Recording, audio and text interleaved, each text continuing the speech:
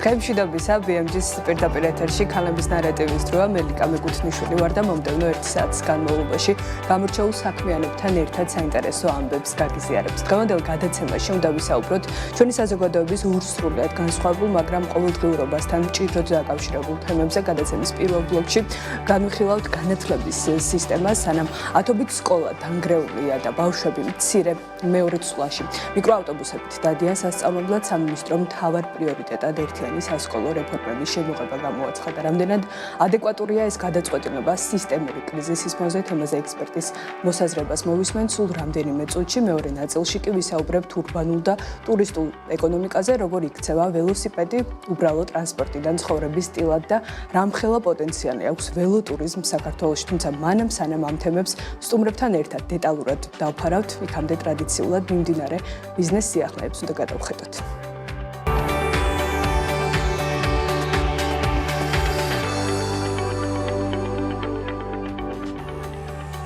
საქართველოში 70 სართულიანი ტრამპ თაუერის მშენებლობა იგეგმება მიწაზე, რომელიც ჯერჯერობით კიდევ ქართულ ფონდის საკუთრებაშია. პროექტის დეველოპერია კომპანია Central Park Avenue, რომელიც საჯარო რეესტრის მონაცემების თანახმად თამარაშვილის 13 ნომერში არსებული 66,340 კვადრატული მეტრის მიწის ნაკვეთს მომავალ მესაკუთრედ არის მიჩნეული. 2026 წელს ფულად იგზავნილები $3 მილიარდ 800 მილიონ მიაღწევს. გალტენთაგართის პროგნოზით 2026 წელს ფულად იგზავნილები $3 მილიარდ 800 მილიონ ფარგლებში იქნება. ამ შესახებ იუწყება საინვესტიციო ბანკი. კვირას გამოქვეყნებულ მიმოხილვაში არის ეს ინფორმაცია აღნიშნული და სადაც ხაზგასმულია ისიც, რომ მარტში ფულად იგზავნილების ზრდის ტემპი შენელებულია.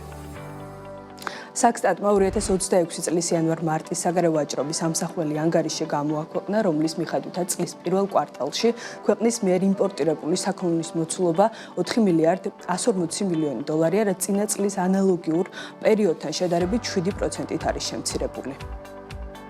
2026 წლის იანვარ-მარტში საქართველოს საგარეო ვაჭრობის ანგარიშის მიხედვით პირველ კვარტალში ექსპორტი ჯამურად $1 მილიარდ 720 მილიონი იყო, რაც წინა წლის ანალოგიურ პერიოდთან შედარებით 23%-ით გაზრდილი მაჩვენებელი. ეს რეკორდული რიცხვია ამ ეტაპზე.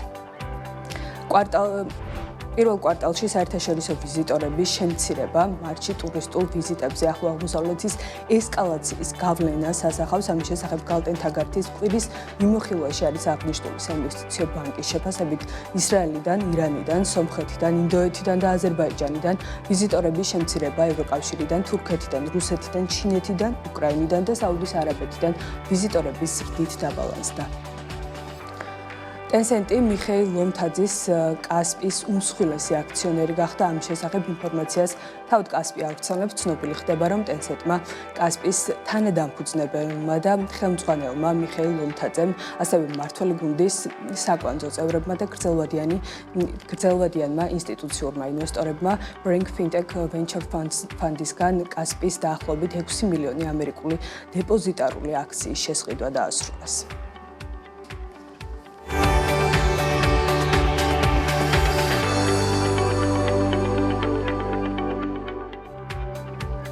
დავბრუნდით პირდაპირ ეთერში და სტუმრების ბლოკს ვიწყებთ თემით, რომელიც დღეს 10,000-ობით ოჯახს ეხება. განათლების სამინისტროს შეფასე საგანმანათლებლო რესურსებმა სასკოლო ფორმებთან დაკავშირებით ბაზრის კვლევა გამოაცხადა. საუბარია 2026-2027 სასწავლო წლისთვის პირველიდან მე-6 კლასის ჩათვლით მოსწავლეებისთვის ერთიანი სასკოლო ფორმის შემოღებაზე. სამინისტრო ირწმუნება, რომ ფორმა სტანდარტულ ტანსაცმელზე 30-50%-ით იაფი, დაახლოებით 100 ლარის ფარგლებში ეღირება, ხოლო სოციალურად დაუცველი მოსწავლეებისთვის ამ ხარჯს სახელმწიფო სრულად დაფარავს.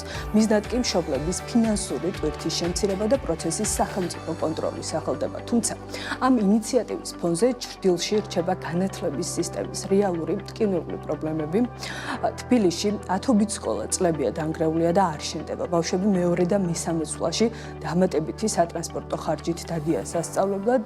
რიგ სკოლებში არ არის დაცული ელემენტარული ჰიგიენური ნორმები. საერთაშორისო კვლევები გვიჩვენებს, რომ ცალსახარ ეკლესია მოსწავლეთა აკადემიურ მოსწრებაში, გაეროს ბავშვთა ფონდის კვლევით კი ბავშვების ნაწილს საგაკვეთილო პროცესში უბრალოდ შეა. ამ ფონზე საინტერესო რატომ ხდება პრიორიტეტი სასკოლო ფორმა და არა ინფრასტრუქტურა ან შინაარსი.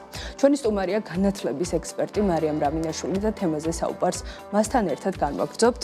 გამარჯობა ქალბატონო მარიან, ძალიან დიდი მადლობა თქვენი დროისთვის, ჩართულობისთვის და ისე გვიწევს ხოლმე რომ ფაქტობრივად ასე ვთქვათ არ ნელდება ეს ამბები და ყოველ თვე ვიგებთ ისეთ სიახლეს, რაც შემდეგ არის შესაძლებელი განსახილველი და ხშირ შემთხვევაში აი თქვენი შეფასებები და როგორც ირკვევა ხოლმე საკმაოდ მტკივნეული სისტემისთვის, მტკივნეული თითოეული ამ ასე ვთქვათ სისტემაში ჩართული ადამიანისთვის. ამ ბოლო ნაწილის ასე ვთქვათ შეფასებით მინდა რომ დავიწყოთ ფორმებზე უკვე გამოცხადდა ოფიციალურად დამტკიცდა ეს და ტენდერსაც უნდა ველოდოთ თუ ახლოეს პერიოდში. თქვენთვის რისი მანიშნებელი იყო ეს გადაწყვეტილება, როგორ აფასებთ ამ ნაბიჯს? მოგესალმებით, კიდევ ერთხელ მადლობას გიხდით პირიქით, რომ ინტერესდებით და ასე ფართო აუდიტორიისთვის ხდით ამ საკითხს ასე სამსჯელოდ. ნახეთ, ეს მართლაც მტკივნეული თემაა, თითქოს ერთი შეხედვით განსაკუთრებული არაფერი არ ხდება და მეტიც შეიძლება კიდევ ეს გულისხმობდეს იმას რომ ანუ პირიქით ხო შეიძლება დაინტერესებელმა თვალმა მიიჩნიოს რომ რატომაც არა ხო ფორმების შემოღება საგანმანათლებლო პროცესში, თუმცა თუ უფრო ღრმად ჩავხედავთ ამ საკითხს მივხვდებით რომ არაფრის მომცემი ხო არის ერთი მხრივ რო აღარაფერი თქვათ იმაზე რომ შესაძლოა დააზარალოს კიდევაც საგანმანათლებლო პროცესი იმ თვალსაზრისით რომ ამაზე არავის უშელია მე პირადად მაგალითად სულაც არ მიმაჩნია სასკოლო ფორმა თანასწორობის რაღაცა კონკრეტული პრობლემების ესე ვთქვათ შემზღუდავად პირიქით მეტიც შეიძლება ჩემთვის პირადად ფორმა რაღაცა ინდივიდუალიზმის გაქრობის ნიშანს უფრო წარმოადგენს და საერთოდაც არ შექმნის ეს ამ უთანასწორობის ასეთ ძალიან უკვე თვალსაჩინო მოცემულობას სასწავლო პროცესში პირიქით შეიძლება ამან კიდევ უფრო მეტად გაუსვას ხაზი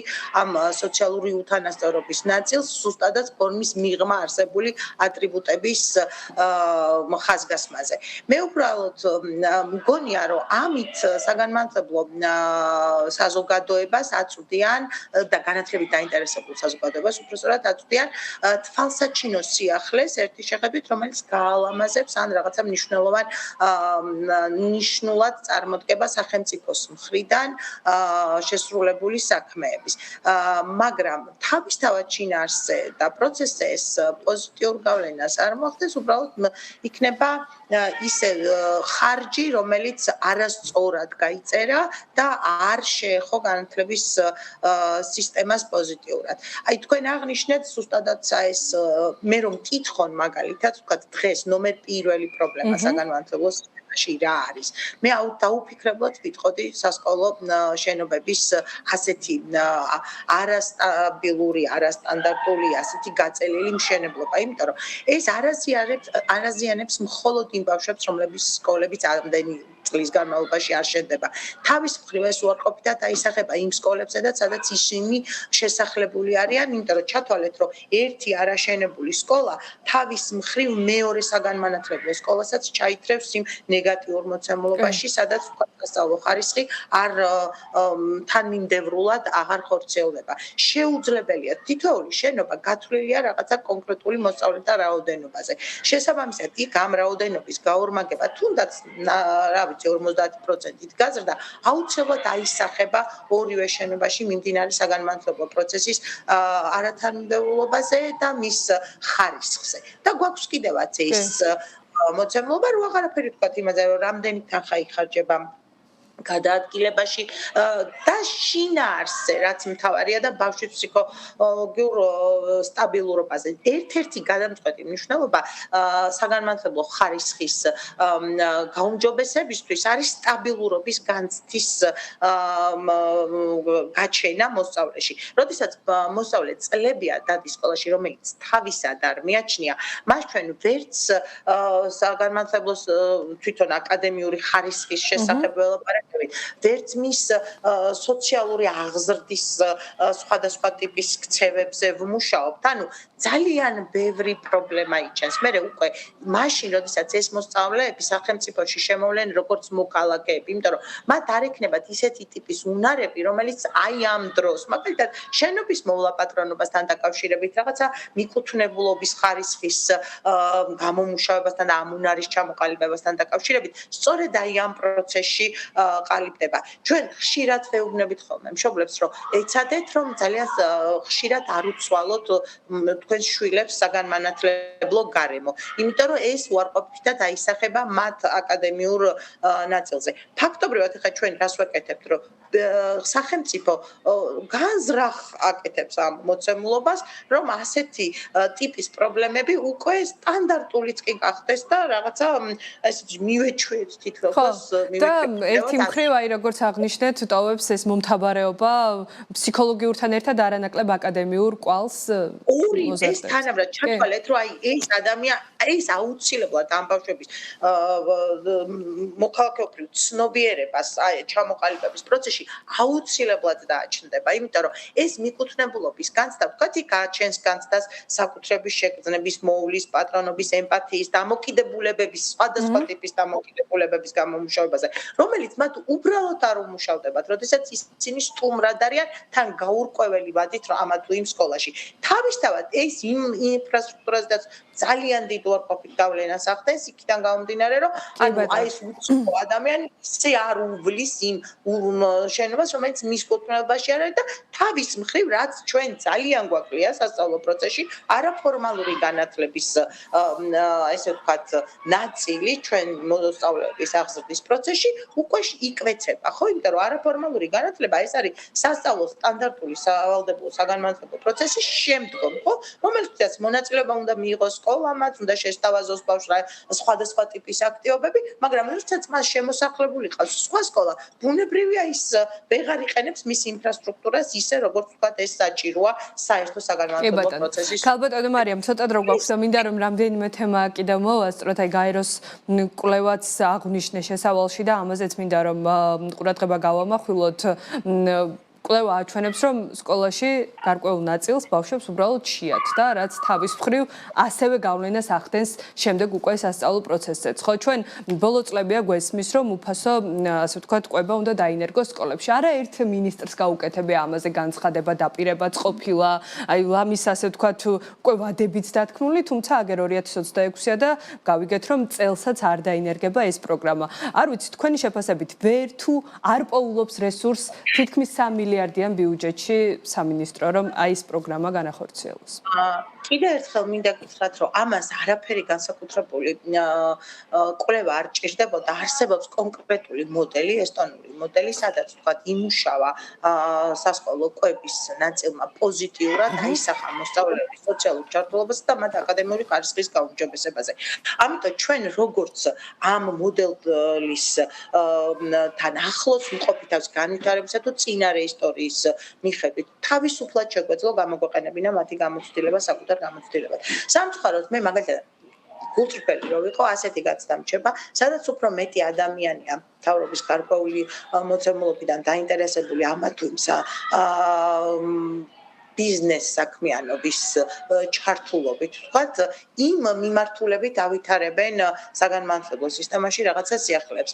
ანუ კონკრეტულად გეტყვით, ახლა ვიღაცისთვის ალბათ უფრო ადვილი და უფრო მარტივია სასკოლო ფორმების წარმოება, დაინტერესებული ადამიანები აქ უფრო მეტი იპოვეს და შესაბამისად სახელმწიფომაც ეს მარტივი გზა აირჩია და ნუ რა თქმა უნდა, კვების ნაწილზე, ნუ ამ ეტაპზედაც უარი თქვა. ეს არის, იცით როგორი პრობლემა, რომელიც არა მხოლოდ ვთქვათ რაიონების, რეგიონების ბავშვებისთვის არის უკვე ძალიან ხელშესახები. ეს უკვე დიდ ქალაქებშიც პრობლემა გახდა. დიდი ქალაქის საჯარო სკოლების პედაგოგებს აი ესეთ პირად საუბრებში უკვე ამბობენ, რომ ანუ ამჩნევენ ამ პრობლემას საკუთარ მოსწავლეებთან. ანუ ბავშვებს სასწავლო პროცესში შეათ. ეს ამისი აუცილებლობა უკვე გადაუდებელ ვალდებულებად უნდა ქონდეს სახელმწიფოს მიჩნეული, მაგრამ სამწუხაროდ ალბათ იმიტომ რომ მას უფრო მეტი ფინანსური აქტივები ჭირდება, უფრო მეტი ჩართულობა, უფრო საპასუხისმგებლოა და გრძელვადიან მოცემულობაში სახელმწიფოს აქტიურ ჩართულობას საჭიროებს, ბუნებრივია არ იწუხებს. ხალბატონო მარიამ, კიდევ ერთ თემას მინდა შევეხო, აუცილებლად რეგისტრაცია დაიწყო მასწავლებლის და მასწავლებლობის მსურველების გამოცდაზე. თქვენთვის რისი მანიშნებელია, ზოგადად როგორ უყურებთ აი ამ აუცილებელ ტესტირებას, ეს რეალურად ავლენს უნარებს, მათ შორის კრიტიკული აზროვნების ნაწილში, თუ აი ეს გარკვეულწილად ფილტრი, ასე ვთქვათ, ცოტა ბიუროკრატიული ფილტრიც ხელფასების მოსამატებლად, ასე ვთქვათ. ნახეთ, ესე იგი, პირველს რასაც ვეთქვი, იმიტომ რომ დღეს საგანმანათლებლო სფეროს სხვადასხვა მიმართულებაში არ აყავ კვალიფიციური კადრები, ან სერტიფიცირებული კადრები ორივე, ანუ არა იმიტომ რომ არ იყო გამოცდა. გამოცდა ყოველთვის იყო, უბრალოდ შესაბამისად არ არსებობდა შესაბამისი ბაზა მასწავლებლების, ვინც ამ გამოცდას დაძლევდა. მასშტაბად ჩვენ ახლა თუ გავამრავლებთ 3 ან 4 გამოცდას შევთავაზებთ ჩასაბარებლად, ამით ეს პრობლემა არ მოგვარდება. შესაბამისად გამოდის რომ ეს არის უბრალოდ ესე ვთქვათ რაღაცა ჩვენება იმისა რომ მასწავლებლებს არგუმენტად დაუვდოთ რომ თქვენ გქონდათ შესაძლებლობა რომ ჩაგებარებინათ ეს გამოცდები შესაბამისად ანუ მოგეცით ამისი შანსიც და თუ თქვენ ვერ ჩააბარეთ ამიტომ ეს უკვე სახელმწიფო ამაზე ვერ აგებს პასუხს აქედან გამომდინარე ის საათობრივი ბადის საათობრივი დატვირთვის შემცირება რომელიც ისედაც მოხდება ამ ახალი ცვლილებებით უბრალოდ არგუმენტად დაიხდება ამ მასწავლებლების კონკრეტულ საგნობრივ მიმართულებებში არასერტიფიცირებულობა. ანუ ასე გამოცხადებული გამოცდები 1 თვით, 2 თვით, ადრე 3, 4 საგანში, კიდე 10-ში გამოაცხადე, საერთოდ არაფერს არ ნიშნავს, იმიტომ რომ ამას სჭირდება სისტემური მიდგომა, ამას სჭირდება მასწავლებლის მობილიზება მთელი ხნის განმავლობაში, მოემზადოს აი ამ საგამოცდო პროგრამისთვის, ვთქვათ, სახელმწიფოს ჩართულობაც მათ შორის, რომ მოამზადოს მასწავლებელი თუ ამ მიმართულებებით მას ეს პრობლემა აქვს. თუ და დეფიციტი აქვს კადრებში. თუ კადრებში დეფიციტი არ აქვს, მაშინ რაში ჭირდება ამდენი სერტიფიცირებული ადამიანი. თუ კადრებში დეფიციტი აქვს, მაშინ რატომ არ ზრუნავს იმისთვის, რომ კადრები მოამზადოს იმისთვის, რომ საგამოცდო მოცემულობაზე მათ წარმატებული შედეგი იპოვონ. მოკლედ, ესეც არაფერს არ ნიშნავს, უბრალოდ გამოდგება არგუმენტად იმისა, რომ სახელმწიფომ შესთავაზა მათ შესაძლებლობა, მათ ვერ ჩააბარეს გამოცდები, შესაბამისად საათები რო არ ექნება და თქვა გარკვეული დანამატის წინაპირობა, ანუ ამაზე სახელმწიფო უბრალოდ გამოვა უდანაშაულო.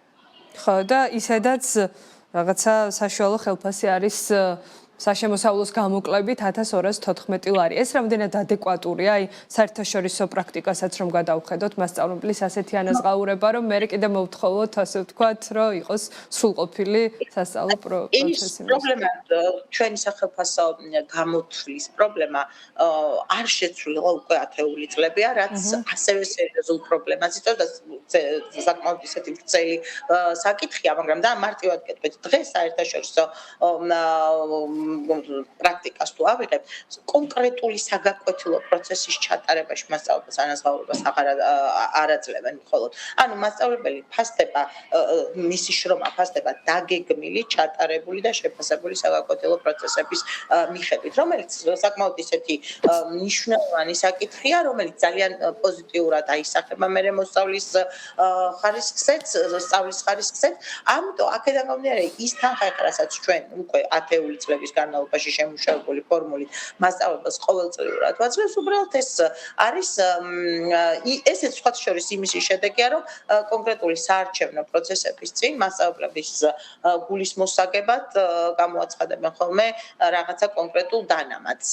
ეს არანაირად არ არის ადეკვატური, პროპორციული მასწავლებლის შრომისა და შესაბამისად აქვს კიდევაც შედეგი.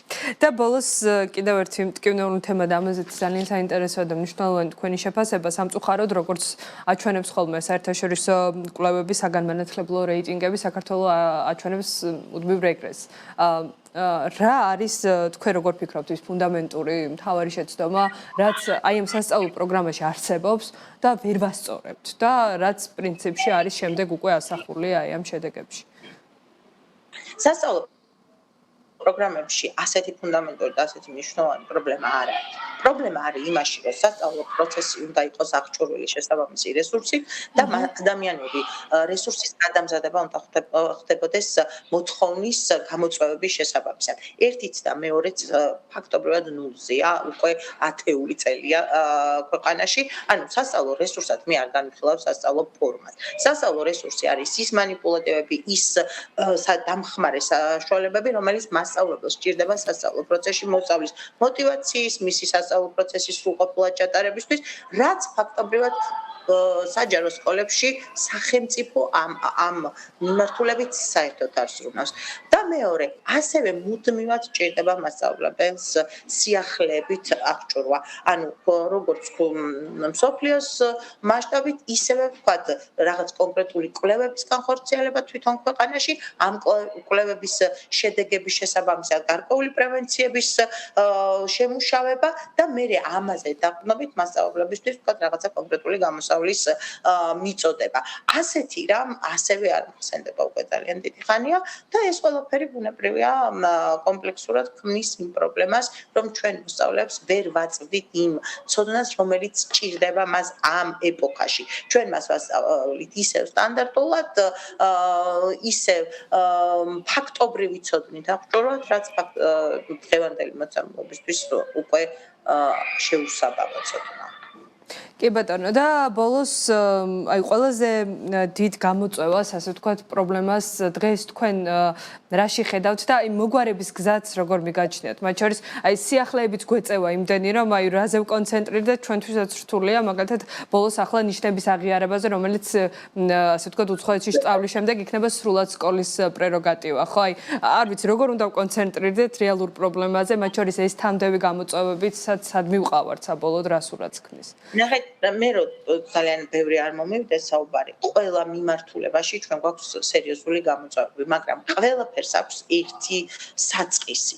ის რომ არასისტემურია ხედვა, ვიდრე საგანმანათლებლო პროცესის განვითარების და მისი დაგეგმვის სისტემურ ხაზს არ დაინახავს სახელმწიფო, რომელიც იქნება გრძელვადიანი მოცემულობა და მას კონკრეტული მოცემულობების მიხედვით არ შეცვლის გზადაგზა ვიღაცის კონკრეტული პირის თუ რაღაცა საყოველთაო მოთხოვნის შესაბამისად, იქამდე ზოგადად არ ეშველება არაფერს. შეუძლებელია ხარ რაც ვთქვით, მაგალითად 2010 წლამდე მიღებული განათლება 2026 წელს ახლა რო გაჩნდა საჭიროება იმისა, რომ ის უნდა მაგისტრის ხარისხთან ხვდებით, რომ ანუ ეს რაღაცა არასწორია, იმიტომ რომ ფაქტობრივად 2010 წლამდე მიღებული განათლება 16 წელია იმ ადამიანს ეს დიპლომი აქვს და თუ არაფერში არ გამოუყენებია. დღეს ამისი აღიარების საჭიროება რაღაც ასეთ გრძელვადიან მოცემულობაში რატო ხდება საჭირო? ანუ ვიღაცის რაღაც კონკრეტული მოცემულობიდან გამომდინარე საჭიროებამ დააყენა, ხო? ანუ მე აი ასეთი მათ შორის ნიშნების აღიარების საკითხსაც ასე უყურებთ თქვენ, რომ რაღაცა ესეც გააჩნს სხვა კორუფციულ რისკებს თუნდაც?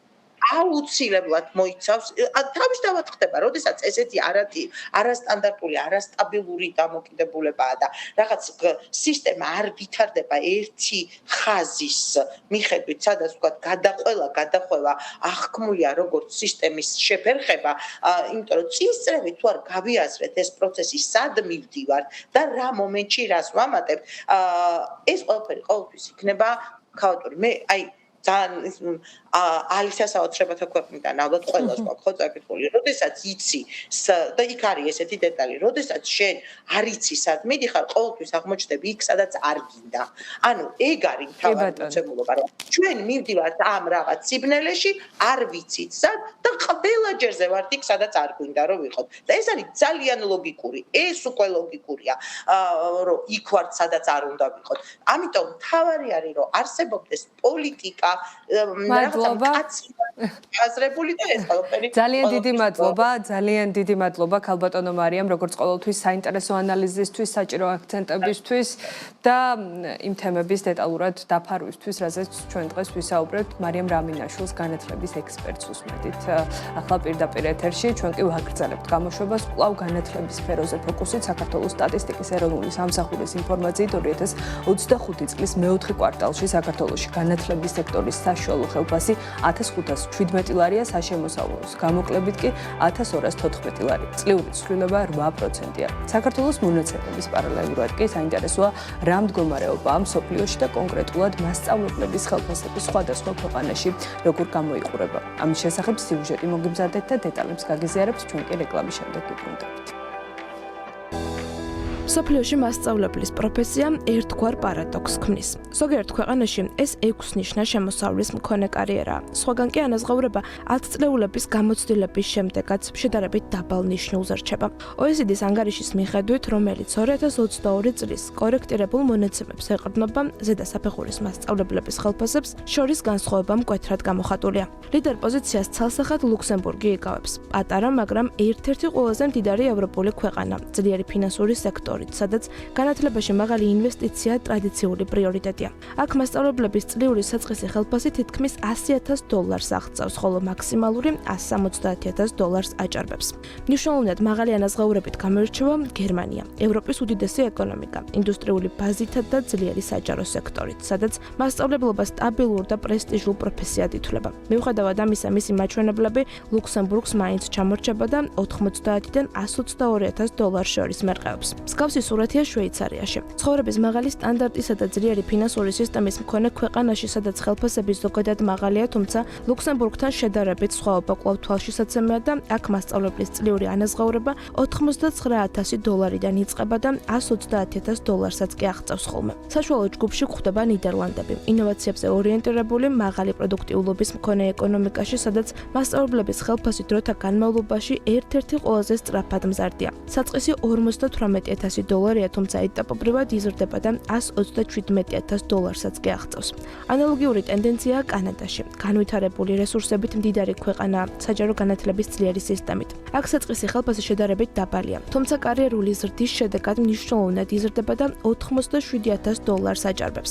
საპირისპირო მხარეს არიან სლოვაკეთი, საბერძნეთი და ბრაზილია. სლოვაკეთი ცენტრალური ევროპის გარდამავალი ეკონომიკის ქვეყანაა, სადაც საჯარო სექტორის რესურსებით შედარებით შეზღუდულია და მასწავლებლების ხელფასები დაბალია, წლიურად 23-დან $45,000-მდე. ასევე საბერძნეთი, ქვეყანა, რომელიც ბოლო 10 წლებში ეკონომიკური კრიზისის შედეგებს ჯერ კიდევ ებრძვის, რაც საჯარო სექტორის ანაზღაურებაზეც აისახება. აქ მასწავლებლის ხელფასი $23,000-დან იწყება და $30,000-მდე მერყეობს. მთავარი მიზეზი, რაც ამ განსხვავებას განაპირობებს, ეკონომიკურ და პოლიტიკურ ფაქტორებში უნდა ვეძებოთ. მდიდარ ქვეყნებს განათლებაში ინვესტირებისთვის მეტი რესურსი აქვთ, ხოლო იქ, სადაც განათლება სახელმწიფო პრიორიტეტია, მასწავლებლის პროფესია უფრო დაფასებულია.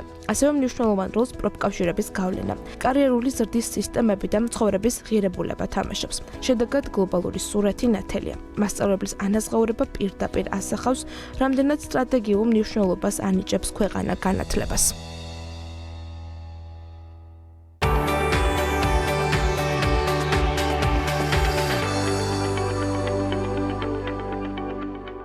დავბრუნდით პირდაპირ ეთერში, ვაგრძელებთ გადაცემას. ევროპულ ქალაქებში ველოსიპედი უკვე მრავალი წელია არა მხოლოდ სატრანსპორტო საშუალება, არამედ ეკონომიკის, ეკოლოგიისა და ურბანული კულტურის განუყოფელი ნაწილია. საქართველოში ეს კულტურა ჯერ კიდევ განვითარების ეტაპზეა, თუმცა უკვე ვხედავთ ძვრებს, როგორც ურბანული გადაადგილების, ისე ველოტურიზმის მიმართულებით. კავკასიის ველოქსელი. სწორედ ის პლატფორმაა, რომელიც ველომოყვარულებსა და პროფესიონალებს აერთიანებს. მათი მიზანია ველოსიპედის ცხოვრების სტილად ქცევა. ორგანიზაცია სამი მთავარი მიმართულებით მუშაობს.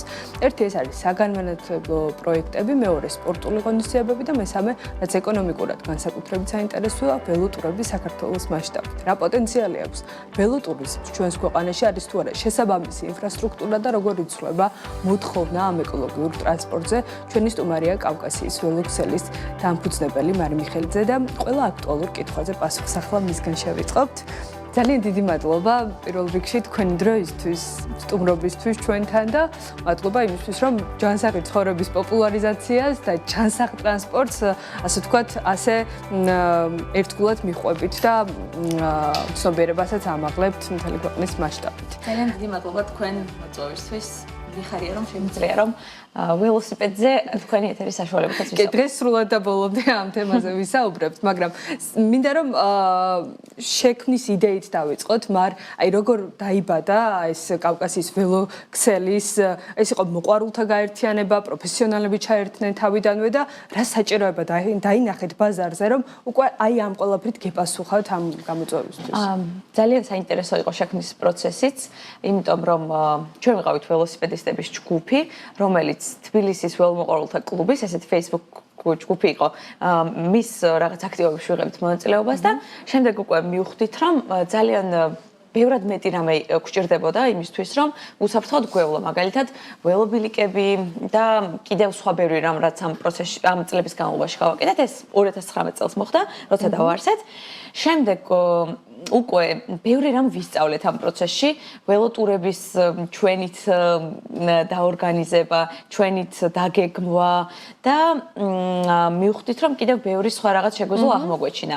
ისეთი მაგალითად როგორიც არის ველოსიპედის გამყოლის კურსის შექმნა სათავგადასავლო ტურიზმის სკოლის ფარგლებში, სადაც ჩვენ ვასწავლით როგორ გახდნენ სხვები ველო გამყოლები. ეს ერთ-ერთი პროექტია, რომელთაც ძალიან ვამაყობთ. კიდევ ველოსიპედის ტარების სწავლება სხვა ადამიანებისთვის, ვისაც ამის სურვილი აქვს, იმიტომ რომ ერთ-ერთი პროექტით აღმოაჩინეთ, რომ ბევრი ისეთი ადამიანია, ვისაც ველოსიპედის ტარება უნდა რომ იცოდეს, უკვე დასრულს, მაგრამ რატომღაც ეს ვერ მოახერხა და ჩვენ გქონდა სწავლება გავიარეთ ძალიან ისეთ კვალიფიციურ პოლონელ ინსტრუქტორებთან და ეხლა ჩვენ შეგვიძლია ვასწავლოთ უკვე ძალიან ისე ეფექტიანად 100%-ით ეფექტურია ჩვენი სწავლების მეთოდი შემიძლია ვთქვა და ან ბევრი სხვა რაღაც ვისწავლეთ ამ პროცესში და ძალიან გვიხარია რომ უფრო და უფრო ვითარდება ეს ყველაფერი. ეს ანუ ველოტურიზმის მიმართულებით გადავალთ საგანმანათლებლო ნაწილზე მინდა რომ ვკითხოთ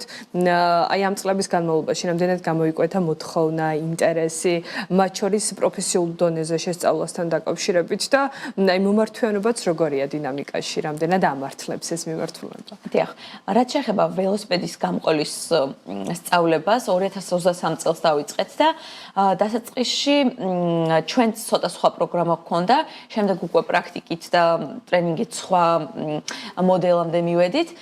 და წელს უკვე მე გარდა ჩვენი ტურებისა სხვა ადამიანებთან ვინც ამ ტურებს უკვე წლები ატარებს მათთანაც მოქვს კომუნიკაცია და უფრო იზრდება მოთხოვნა კვალიფიციურ გამოცდილ ველოგამყოლზე შესაბამისად ეს ჩვენი კურსიც ისევ აქტუალურია პირიქით უფრო და უფრო აქტუალური ხდება და ვფიქრობ რომ ახლა ამ დროისთვის ინგლისური გვაქვს ესე მოთხოვნა რომ იცოდეს ადამიანმა ვინც ამ კურსზე ისწავლის თუმცა ვფიქრობ რომ სხვა ენებით შეიძლება რომ დავამატოთ საომავლოდ იმიტომ რომ ვიცნობ სხვა ადამიანებსაც ვინც მაგალითად გერმანულ ენაზე მუშაობს და ძალიან ესეც იმდად მოთხოვნადია რომ მეტი გიდი არის საჭირო ამ მხრივ ასე რომ კი ბატონო და იმედი მაქვს რომ თქვენი ჩართულობით ძალისხმევით ასე ვთქვათ მეტი პროფესიონალი შეემატება ამ ბაზარს რაც იქნება ჯაჭვური რეაქციით ასე ვთქვათ სიკეთის მომტანი იმ ადამიანებს რომლებიც თუნდაც პირველ ნაბიჯებს დგამენ ახლა ამ ინდუსტრიაში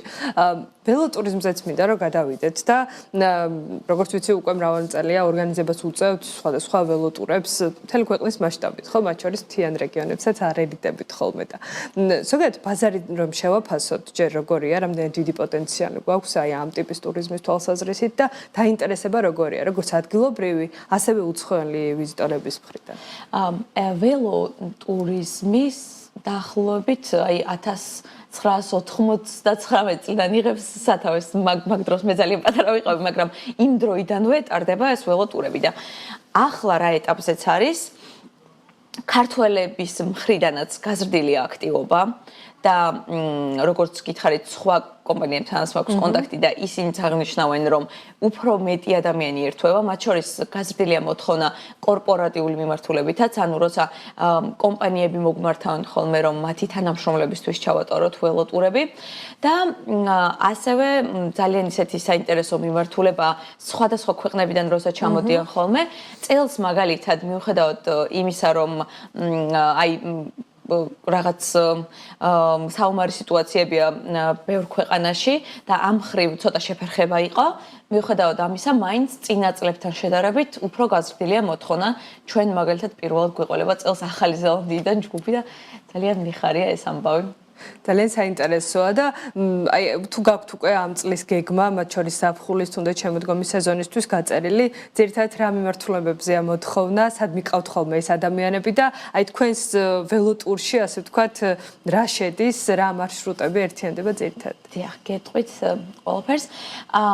ზოგადად ჩვენ ვცდილობთ ხოლმე რომ ერთი და იგივე მარშრუტები არ გავიმეოროთ. და რატომ? სხვა კომპანიები არიან ბაზარზე, რომლებსაც აქვთ ეს რაღაც რეგულარული ტურები და თუ ვიღაც მონაწილეს უნდა რომ თქვათ რაღაც კონკრეტული მარშრუტით ისარგებლოს, იქ მიდის. ჩვენ უფრო ვთავაზობთ ხოლმე, უფრო სათავგადასავლო და განსხვავებულ მარშრუტებს. მაგალითად, წინა წლებში შეგვითავაზებია რაღაც ხევსურეთის რამდენიმე დღიანი ისეთი ტური, რომელიც მანამდე არ ყოფილა იგივე მარშრუტით. შეგვითავაზებია გურული ველოდღეები, გვაქვს ესეთი პროექტი, მაგალითად, რომელსაც აგვისტოს ბოლო ვიკენდზე ვატარებთ და ყოველ წელს იქნება მეხუთე, როცა ტარდება, სულ სხვადასხვა მარშრუტით ვაკეთებთ.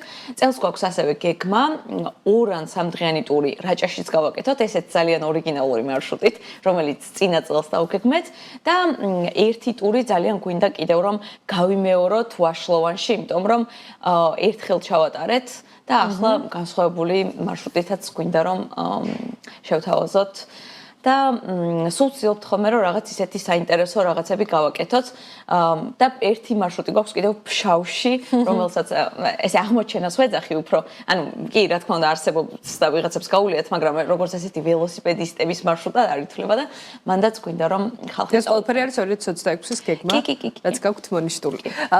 ევროპაში აი რომ გადავხედოთ ძირითადად და ხშირ შემთხვევაში არის ხოლმე სპეციალურად მარკირებული ველობილიკები მოწყობილი შესაბამისად ველოტურიზმის განსავითარებლად. საქართველოში რა ხდება ამ მიმართულებით? რამდენად არის თქვა სპეციალური ნიშნები უსაფრთხოების თვალსაზრისით, რამდენად გამართულია ინფრასტრუქტურა? ხო, ამ ხრივ მგონი ყველამ ვიცით, რომ ძალიან დიდი პრობლემაა. და ველობილიკები ამ დროისთვის მხოლოდ თბილისში, ქუთაისში და ბათუმშია. რუსთავშიც არის ცოტა.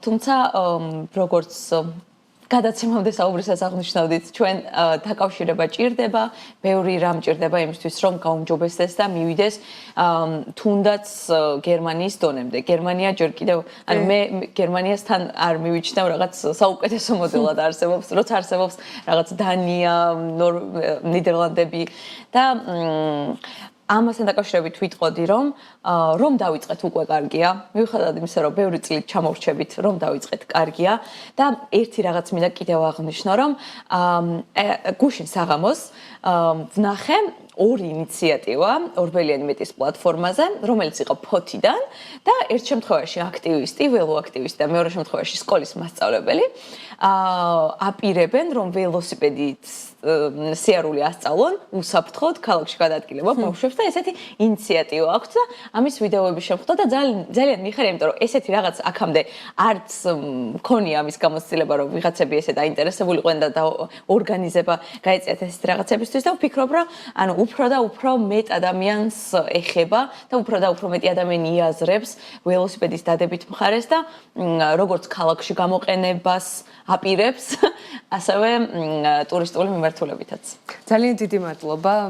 ძალიან საინტერესო ანალიზისთვის, ბაზრის მიმოხილვისთვის და გეგმები გაქვთ ძალიან ბევრი. მიმდინარე წლის თუ დარწმუნებული ვარ შემდეგი სეზონების განმავლობაშიც და ყველა მათგანის დათქმულ ვადაში განხორციელებას და ახალ პროექტებს აუცილებლად დაველოდებით ჩვენს რომ მოვისმინოთ თქვენგან. მადლობა მარ მიხელიძე, კავკასიის ველოქსელის დამფუძნებელი იყო ჩვენთან ერთად. მადლობა მასტუმრობისა და საინტერესო ამბების გაზიარებისთვის. ველოკულტურის განვითარებაზე ვსაუბრობდით და ახლა სწორედ ამ თემას ვაგრძელებთ ჩვენი სიუჟეტით, როგორ იცვლება ველოსიპედის ინდუსტრია, რა თანხები ტრიალებს გლობალურად ამ ბაზარზე და რა ტენდენციები ყალიბდება ამ მიმართულებით. ირაკლი მოდებაძის მიერ მომზადებული ვიდეო ისტორია უნდა ვნახოთ, მე კი ხვალ მომდევნო შეტობებით დროებით. დღეს ველოსიპედებზე მოთხოვნა მატულობს, ქვეყნები კი მილიარდების დახარჯვას აპირებენ ქალაქების ახლებურ დიზაინზე, რომელიც ველოსიპედით მოსარგებლეებსა და ფეხით მოსიარულეებს მოერგება. შესაბამისად, ველოსიპედის გამოგონება იყო სრულიად რევოლუციური ტექნოლოგია. 1890-იანი წლების დასაწყისში ველოსიპედი ყველას უნდა ჰყოლოდა. სწრაფი, ხელმისაწვდომი, მოდური ტრანსპორტი, რომელიც უფასოდ წაგიყვანდა ყველგან.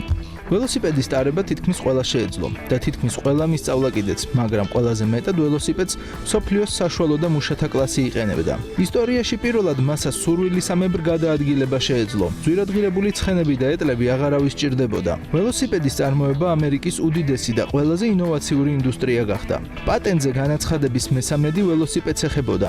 იმდენად ბევრი მოთხოვნა შემოდიოდა, რომ ამერიკის პატენტების ოფისში სივრცის გაფართოება მოუწიათ. თანამედროვე ველოსიპედის გამომგონებლად ინგლისელი ჯონ კემპ სტარლი ითვლება. მისმა ბიძამ ჯეიმს სტარლიმ 1870-იან წლებში ეგრეთ წოდებული პენი ფართინგი გამოიგონა. ჯონ კემპმა ივარაუდა, რომ ველოსიპედებზე შეიძლებოდა უფრო დიდი მოთხოვნა გაჩენილიყო, თუ კი ისინი აღარ იქნებოდა ასეთი საშინელი შესახედაობის ან ასეთი სახიფათო სატარებელი. ამიტომ 30 წლის გამომგონებელმა 1885 წელს კოვენტრიში ჯაჭვზე და ორ უფრო პატარა ბორბალზე მოძრავ ველოსიპედზე დაიწყო მუშაობა.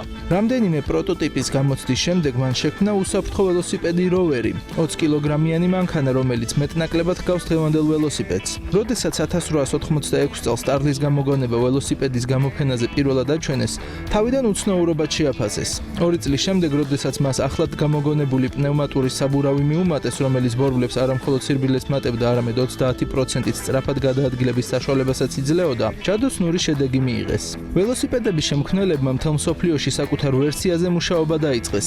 ასობით ახალმა კომპანიამ კი მზარდი მოთხოვნის დაკმაყოფილებას სცადა. 1895 წელს ლონდონის სტენლის ველოსიპედის გამოფენაზე 200-მა მწარმოებელმა 3000 მოდელი წარმოადგინა.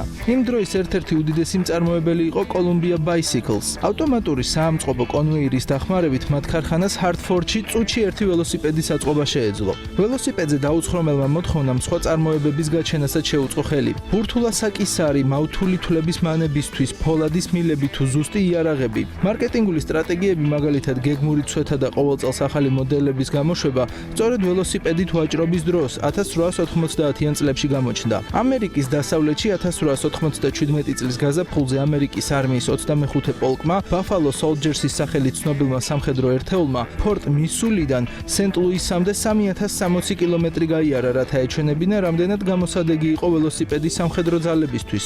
Buffalo Soldiers-ის წევრებსთან სრული უნიფორმა და შაშხანები მიჰქონდათ და უხეშტალახიან გზაზე მიდიოდნენ და მაინც მათ დღეში საშუალოდ 80 კილომეტრი დაფარეს. ცხენოსან ქვედანაყოფებზე ორჯერ უფრო სწრაფად და სამჯერ უფრო იაფად. ველოსიპედის გამოჩენამ თითქმის ყველაფერზე დატოვა კვალი. ფერწერა, მუსიკა, ლიტერატურა, მოდა, ადამიანის გენოფონდიც კი. მილიონობით ველოსიპედისტის და ქვეყნის ერთ-ერთი უდიდესი ინდუსტრიის პოლიტიკური გავლენის წყალობით სწრაფად განვითარდა ქალაქის და ქვეყნის გზები. ველოსიპედისტებმა კი პირდაპირ მნიშვნელობით გაუკვალეს გზა ავტომობილს. ბრუკლინმა 1895 წელს გახსნა ქვეყნის ერთ-ერთი პირველი ბილიკი ველოსიპედისთვის, რომელიც პროსპექტ პარკიდან კონი აილენდამდე გადაიჭიმა. ბილიკი პირველ დღეს 10000-მა ველოსიპედისტმა გამოიყენა. 2 წლის შემდეგ ნიუ-იორკმა ქვეყნის პირველი საგზაო კანონმდებლობა შემოიღო, რადგან მატულობდა მაღალი სიჩქარით მოსიარულეთა რიცხვი. მე-20 საუკუნეში ველოსიპედის კონსტრუქცია უფრო დახვეწილი გახდა. გაჩნდა საბურავები, გადაცემის მექანიზმი, მუხრუჭები და გაუმჯობესებული მასალები. ახლა კი ველოსიპედები სხვადასხვა ტიპისა და დანიშნულებისაა. არსებობს სპორტული, სამთო, ელექტროველოსიპედები, ასევე საბავშვო ველოსიპედი, ბალანსის ველოსიპედი და ასე შემდეგ. დროთა განმავლობაში დაიხვეწა ველოსიპედის აქსესუარებიც, რომელიც მორგებულია როგორც ველოსიპედის საჭიროებებს, ისე ჩვენს კომფორტს. თანამედროვე ველოსიპედების ინდუსტრია ერთ-ერთი ყველაზე სწრაფად მზარდი და მრავალმხრივი გლობალური სექტორია, რომლის საერთო ბაზრის მოცულობა დღეს დაახლოებით 80-დან 100 მილიარდ დოლარამდე აღწევს. მნიშვნელოვანია, რომ ამ შემთხვევაში საუბარია არა მხოლოდ ველოსიპედების პირდაპირ გაყიდვებზე, არამედ მთლიან ეკოსისტემაზე, რომელიც მოიცავს ელექტროველოსიპედებს, ნაწილებსა და კომპონენტებს, აქსესუარებს, სპორტულ ტანსაცმელს, სერვისებს, ბაიკ შეარინგს და ურბანული მობილობის სხვა მიმართულებებს. ინდუსტრიაში მოქმედებენ როგორც გლობალური მასშტაბის მწარმოებლები, ისე კომპონენტების სპეციალიზებული კომპანიები. ყველაზე მსხვილ მოთამაშეებს შორის არიან Giant Manufacturing, მსოფლიოში ერთ-ერთი უდიდესი ველოსიპედების მწარმოებელი და Trek Bicycle Corporation, პრემიუმ სეგმენტში ძლიერი ბრენდი. კომპონენტებში ბაზარზე განსაკუთრებით დომინირებენ Shimano და SRAM Corporation, რომლებიც წარმოადგენენ ინდუსტრიის ერთ-ერთ ყველაზე მომგებიანი არიან ნაწილს, რადგან თითქმის ყველა ველოსიპედი მათ ტექნოლოგიებზეა დამოკიდებული. რაც შეეხება მოგებას, ყველაზე მაღალი მარჯები ძირითადად სამ მიმართულებაში ფიქსირდება. პირველ რიგში ეს არის ელექტროველოსიპედები, სადაც ფასები მაღალია და მოთხოვნა სწრაფად იზრდება, რაც კომპანიებს საშუალებას აძლევს მეტი მოგება მიიღონ თითოეულ გაყიდვაზე. მეორე მიმართულებაა კომპონენტები და ტექნოლოგია, განსაკუთრებით ისეთი პროდუქტები, როგორიცაა გადაცემათა სისტემები, ელექტრონული შიფტერები და ძრავები, სადაც Shimano-სა და SRAM Corporations პრაქტიკულად დომინანტური პოზიცია აქვთ. მესამე კი არის პრემიუმ სეგმენტი, მაღალი კლასის ველოსიპედები და ბრენდირებული აქსესუარები, სადაც ისეთი კომპანიები, როგორიცაა Trek Bicycle Corporation, მნიშვნელოვან მოგებას იღებენ ბრენდის ღირებულებისა და მაღალი ფასების გამო. ველოსიპედების ინდუსტრია გადაიქცა მრავალმილიარდიან ეკონომიკურ სისტემად, რომელიც აერთიანებს ტექნოლოგიას, ეკოლოგიას, ურბანულ განვითარებას და ცხოვრების სტილს. მისი ზრდა განსაკუთრებით მომავალ 10 წლეულში გაგრძელდება, ხოლო მთავარი ფინანსური ძალა უფრო და უფრო მეტად გადავა ელექტროველოსიპედებსა და მაღალ ტექნოლოგიურ კომპონენტებზე.